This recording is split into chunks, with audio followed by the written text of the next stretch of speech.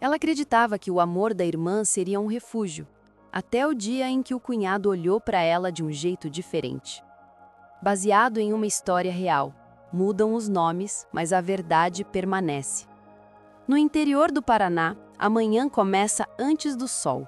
O som do caminhão do pão, a rádio falando da previsão de chuva, um cachorro que insiste em latir para o vento.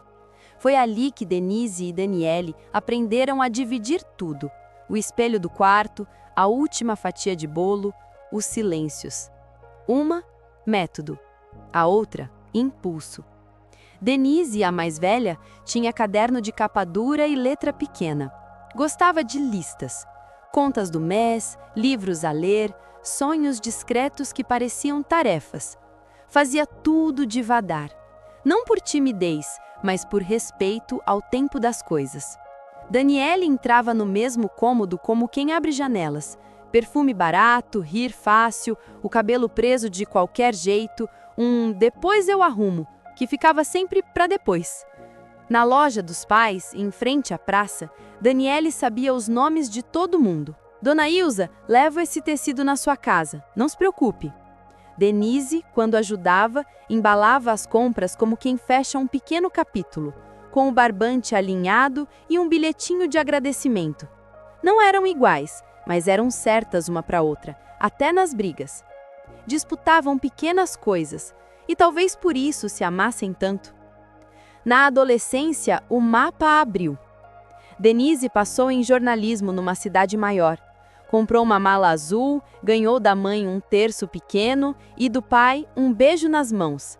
Daniele ficou. Disse que estava tudo bem, que a loja precisava dela e que um dia faria letras. Na noite anterior à partida, as duas deitaram na mesma cama, viradas para o teto. Daniele falou até dormir. Denise ficou quieta, decorando o som da respiração da irmã, como quem guarda um endereço. A vida nova de Denise tinha cheiro de café e poeira de xerox. Ônibus lotado, caneta que falhava, professor que andava depressa demais. Ela gostava do ritmo. E quando dava, voltava no fim de semana para ver a família. As visitas tinham um ritual. Pão de queijo no forno, mesa posta, a mãe perguntando o comeu direito, o pai reparando se a mala estava mais leve. Daniele, sempre barulhenta, contava novidades enfileiradas, como se a semana fosse um corredor e ela precisasse gritar de uma ponta a outra. Num desses retornos, Denise conheceu Anderson. Ele tinha vindo acompanhar um amigo num seminário da universidade. Era de poucas palavras, mas ouvia com atenção. O tipo de gente que segura uma xícara com as duas mãos e olha nos olhos quando fala. Conversaram rápido sobre um livro que estava no colo dela, reportagem literária. E riram da capa mal impressa da edição antiga. Ele disse até logo com um aceno simples e foi embora. A semana passou. No sábado, a prima das irmãs fez aniversário no salão da igreja. Guaraná quente, pratinhos de plástico, crianças correndo. Daniele chegou depois, vestindo um macacão azul que reforçava a alegria natural dela. Foi quando Anderson reapareceu. Amigo de um amigo do noivo, outra coincidência pequena das cidades do interior. Ele reconheceu Denise de longe, sorriu. Daniele percebeu o sorriso. Puxou conversa, pediu ajuda com a caixa de som, perguntou de onde ele era. Ele respondeu, ainda tímido, e em menos de meia hora já sabia o nome do cachorro dela e o sabor de bolo preferido. Denise observou de um canto só. Viu quando Daniele ofereceu um pedaço de bolo exagerado, quando riu jogando a cabeça para trás, quando corrigiu o próprio exagero com um brincadeira, pega você também, Denise. Não pegou, só guardou a cena. O coração acelerou, mas a cabeça foi mais rápida. É só simpatia. Na noite, no quarto, as duas dividiram outra vez a cama. Daniele falou de Anderson como quem descobre uma música nova. Denise ouviu, fazendo força para que o peito voltasse ao ritmo de sempre. Os dias ganharam outra cor. Daniele e Anderson começaram a se ver. Primeiro uma ida à feira, caldo de cana, pastel, sol no rosto, depois o cinema da cidade vizinha. Ele gostava de silêncio e ela de comentar o filme no meio da sessão. Ele ria do jeito dela narrar histórias que ainda estavam acontecendo. Ela dizia que ele tinha o olhar de quem guarda segredos, mas não usa. Denise, nas visitas, apoiava. Aconselhava a irmã a ir devagar, e Daniele respondia: "Quem disse que o amor tem marcha?" Houve um domingo em que Denise e Anderson ficaram sozinhos na cozinha, esperando a forma de pão esfriar. A mãe tinha ido buscar mais ovos, o pai cochilava na sala. Falaram do nada, do calor, do preço do feijão, de um autor que os dois diziam gostar. Anderson ajeitou a forma com um pano e, sem olhar, disse: "Sua irmã me lembra o antes da chuva." Denise sorriu leve. Quis perguntar o que ele via nela, mas não perguntou. O barulho do portão avisou que a mãe voltava. A conversa morreu em pé. O namoro avançou, como avança o tempo no interior. Sem anúncio, mais visível. Foto no celular, mensagem à noite, promessa de viajar para ver o mar. Quando Daniele mostrou a aliança simples, comprada na relojoaria da praça, o pai fez piada de preço, a mãe chorou, Denise abraçou os dois, a irmã e o futuro cunhado, com o cuidado de quem segura um vaso cheio. O casamento foi na igreja pequena, a de bancos escuros.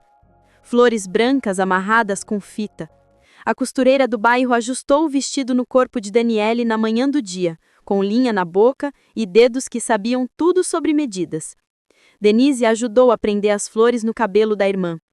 Enquanto prendia, disse baixinho: "Respira." Daniele respirou. Antes de entrar, olhou para Denise como quem pede confirmação de que aquilo era mesmo real.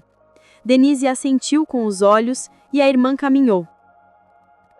Não há muito o que dizer sobre a festa. Sanduíche de forno, refrigerante, música antiga. Anderson dançou mais do que imaginava que dançaria. Daniele dançou mais do que precisava dançar. Denise dançou pouco. No retrato de família, todos ajeitaram o corpo para caber no quadro. No canto, um vaso com água e flores cortadas refletia o lustre. Às vezes, as coisas importantes ficam fora de foco. Na semana seguinte, Daniele apareceu na loja com as unhas feitas e o cabelo solto, dizendo que a vida seria boa dali em diante. Anderson foi promovido. Denise voltou à cidade grande com a mala azul mais pesada. Na rodoviária, Daniele entregou à irmã um chaveiro de coração, baratinho, e falou: "Me visita sempre. Não vai me deixar sozinha nas coisas difíceis." Denise coveteu. E promessas feitas na rodoviária costumam pesar mais do que a mala. O tempo seguiu em suas tarefas. Denise no jornal da faculdade, aprendendo a ouvir pessoas. Daniele em casa, aprendendo a ouvir o próprio coração sem se perder. Anderson tentando ser o homem que prometeu ser no altar. Havia dias bons, em que o mundo parecia caber na mesa da cozinha. Havia dias de cansaço, em que os copos ficavam por lavar. Coisas de gente viva. Numa visita qualquer, Denise chegou sem avisar. Bateu palmas no portão, ouviu o latido do cachorro, entrou. Daniele estava de avental, farinha no rosto, rindo sozinha de uma receita que não dava certo. Anderson, no quintal, consertava a torneira. Ele levantou o rosto, viu Denise, e o olhar demorou um segundo a mais do que devia. Foi só um segundo, mas segundos assim costumam ficar. Daniele abraçou a irmã com a alegria de sempre, perguntou se ela tinha fome, apresentou pela terceira vez o mesmo bolo meio solado e ninguém mencionou o segundo a mais. Naquela noite, depois que Denise foi embora, Anderson contou uma história do trabalho e Daniele riu. Mas lá no fundo, um fio pequeno puxou alguma coisa. Ela ignorou. Acreditava na sorte, acreditava no amor que escolheu. E acreditava, acima de tudo, que Denise jamais seria o problema de nada, porque Denise sempre foi a resposta. Alguns meses depois, Daniele descobriu a gravidez. A cidade inteira soube antes da ultrassonografia. A mãe começou a bordar, o pai a medir berços com fita métrica. Denise trouxe um livro sobre os primeiros meses do bebê e pediu licença para sublinhar as partes úteis. Anderson chorou no corredor do hospital, com vergonha de chorar na sala de espera. Na saída, os três comeram pastel na feira, mesmo com a médica dizendo para pegar leve. Daniele não pegou leve, riu com a boca cheia e disse que se o filho nascesse com riso fácil, seria culpa dela. Por algum tempo, tudo foi simples outra vez. O mundo parecia alinhado. E ainda assim, se alguém fosse atento o bastante, veria uma pequena fissura na pintura da parede da sala, bem perto do relógio. Quase invisível, daquelas que a gente promete resolver no fim de semana e que de repente crescem sem pedir licença. Ninguém consertou, e as fissuras, quando encontram silêncio, aprendem a falar. O tempo passou sereno, por fora. Na casa nova, Daniele enfeitava as manhãs com cheiros, café, sabão, leite fervido. Henderson saía cedo, com a pasta de couro no ombro e o mesmo beijo apressado de todos os dias. Denise de longe acompanhava tudo, mensagens, fotos do enxoval, notícias do bebê que crescia. A família se equilibrava entre o simples e o sonho. Quando Toninho nasceu, o mundo pareceu fazer sentido de novo. O primeiro choro dele arrancou o riso até de quem já não sabia rir. Daniele dizia que o filho tinha olhos de futuro. Henderson tirava fotos em silêncio, com o cuidado de quem teme espantar o milagre. Denise segurou o sobrinho no colo e pela primeira vez sentiu amor e medo no mesmo instante. Durante semanas, a casa foi pura festa. Fraldas, visitas, vizinhos curiosos, cheiro de leite e de esperança. Mas a alegria também cansa. E quando o cansaço chegou, começou a mudar o ar. Daniele dormia pouco, chorava sem motivo e ria por educação.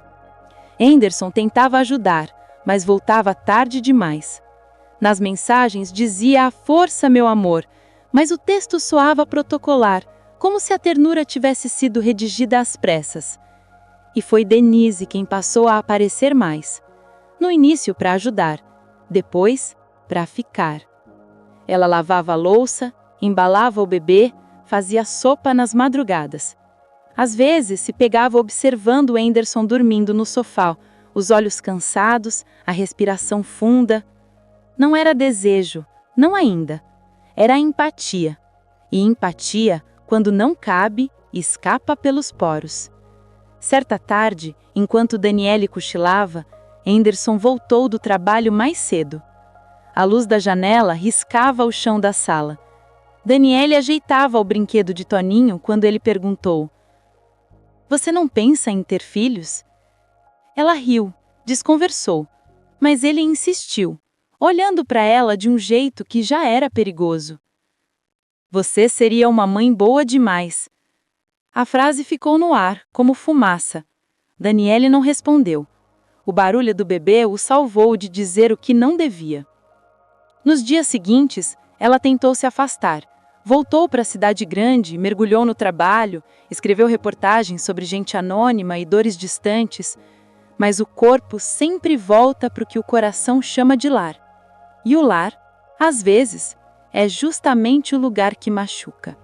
O telefonema de Daniele veio num domingo. Ele vai viajar para uma filial. Fica comigo um tempo? Denise disse que sim. Fez as malas no mesmo dia. De volta à cidade, encontrou uma irmã exausta, tentando sorrir para o filho entre mamadeiras e contas atrasadas. O bebê estava crescendo, aprendendo a chamar a mamá para tudo. As duas passavam as tardes no quintal, balançando o carrinho e conversando sobre o futuro. Às vezes o nome de Anderson surgia no meio da frase, e Denise fingia a naturalidade. Mas havia sempre um desconforto, um eco que insistia em voltar. As semanas foram correndo, até que ele retornou da viagem. Chegou à noite, sem aviso. O portão rangendo, a mala batendo no chão, Daniele correu para abraçá-lo. Denise, por instinto, recuou. Mas os olhos dele a encontraram, e bastou um olhar, um único segundo em que o tempo ficou suspenso e o que estava contido dentro deles se reconheceu.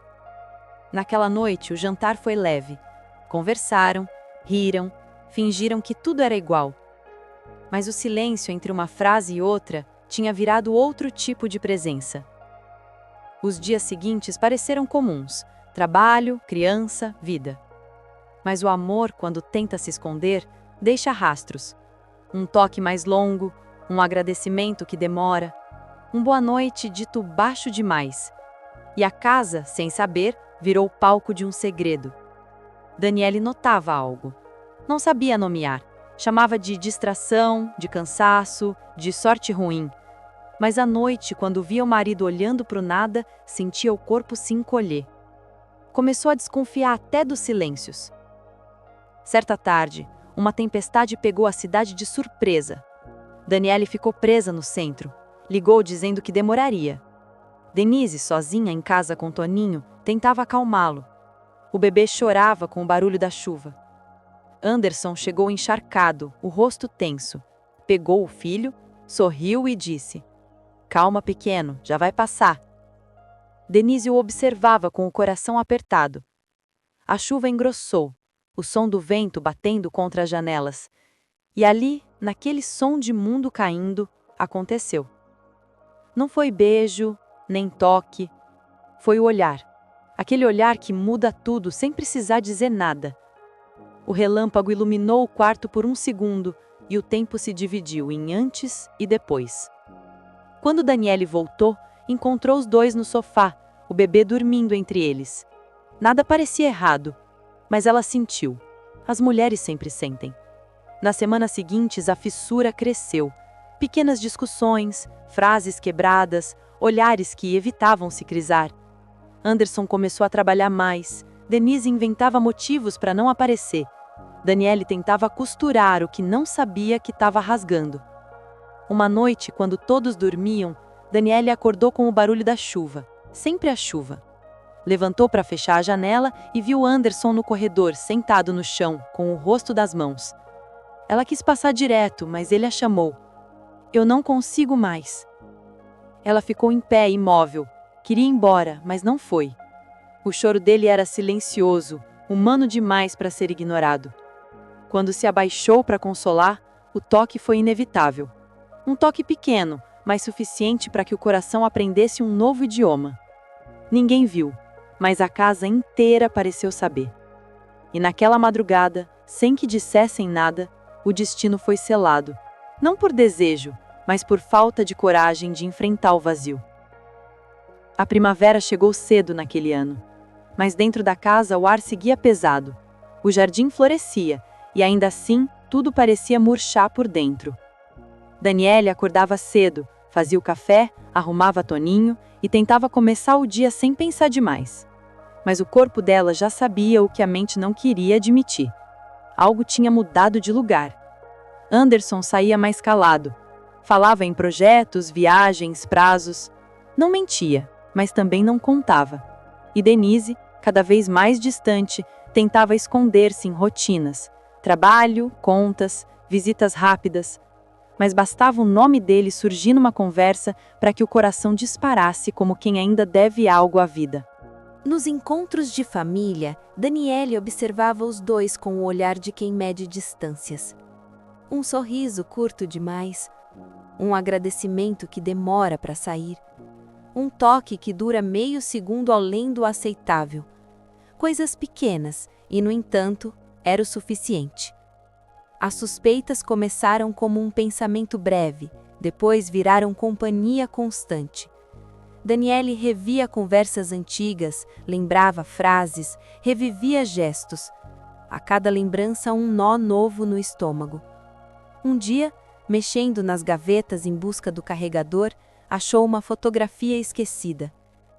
Nos encontros de família, Daniele observava os dois com um olhar de quem mede distâncias. Um sorriso curto demais, um agradecimento que demora para sair, um toque que dura meio segundo além do aceitável. Coisas pequenas e, no entanto, era o suficiente. As suspeitas começaram como um pensamento breve, depois viraram companhia constante. Daniele revia conversas antigas, lembrava frases, revivia gestos. A cada lembrança, um nó novo no estômago. Um dia, mexendo nas gavetas em busca do carregador, achou uma fotografia esquecida. Toninho no colo de Denise e Anderson atrás, sorrindo. Nada de errado na imagem, mas havia algo errado no sentimento. Um calor nas mãos, um frio nas costas, o tipo de intuição que nenhuma prova precisa confirmar. Naquela noite, ela demorou para dormir. O bebê respirava pesado e o tic-tac do relógio parecia zombar do tempo. Anderson virou para o lado oposto, fingindo sono. Daniele ficou olhando o teto, com a certeza de quem já entendeu tudo, mesmo sem ouvir uma palavra. Nos dias seguintes, a desconfiança virou rotina. Ela começou a reparar em detalhes. O perfume de Denise no casaco esquecido, o tom de voz dele quando falava o nome da cunhada, o cuidado excessivo nas mensagens apagadas rápido demais. Nada que pudesse ser usado como prova. Tudo o que bastava para doer. Uma tarde, enquanto Toninho dormia, Daniele se sentou no sofá e respirou fundo. A casa estava silenciosa, o sol entrava pela cortina. Ela pegou o celular de Anderson. Não queria, mas quis. Entre as mensagens do trabalho, encontrou o que já sabia. Sinto falta. 2 palavras, uma sentença. O mundo ficou sem som por alguns segundos. Ela colocou o aparelho na mesa, olhou em volta e teve a sensação de que a sala encolhia. À noite, esperou Denise chegar. Não havia grito, nem plano, só o peso do inevitável. A irmã entrou com o mesmo sorriso de sempre, falando do trânsito, do calor, do preço do leite. Daniele deixou que ela terminasse. Depois, estendeu o celular. É verdade? Perguntou com a voz serena de quem está exausta demais para fingir raiva. Denise ficou parada, olhou para o objeto, depois para o chão. O relógio da parede fez questão de marcar o segundo mais longo que já existiu. Por fim, ela respirou e disse: Eu não queria. Foi tudo. Nenhuma explicação, nenhum choro. A culpa não precisava de palavras. Daniele segurou o celular por um instante e deixou cair na mesa. O barulho ecoou como um tiro dentro do peito das duas. Eu confiava em você, disse ela, e o timbre da voz quebrou algo no ar. Nenhum dos sons seguintes pareceu real, nem o choro do bebê, nem o barulho do vento lá fora. A dor tem um modo próprio de apagar o mundo. Anderson chegou logo depois. Encontrou as duas imóveis, Daniele em pé, Denise com os olhos marejados, o corpo rígido como quem tenta não existir. Tentou falar, mas a língua pesava. Daniele o olhou e não perguntou nada. Pegou a bolsa, ajeitou o cabelo e saiu. A porta se fechou com o mesmo som de sempre, mas naquela noite o barulho foi definitivo. Lá fora chovia. Uma chuva fina, insistente, dessas que parecem lavar o que não tem conserto. Anderson correu atrás dela, mas não a alcançou. Denise ficou parada, ouvindo os passos diminuírem, o portão bater e depois o silêncio, aquele tipo de silêncio que nunca termina. Horas depois, o telefone tocou. Era o hospital. Um acidente no metrô, um corpo reconhecido pelo colar. O mundo inteiro coube em 3 frases curtas. No velório, Denise olhava para o caixão sem enxergar. As pessoas falavam, choravam, abraçavam, tudo parecia distante, abafado.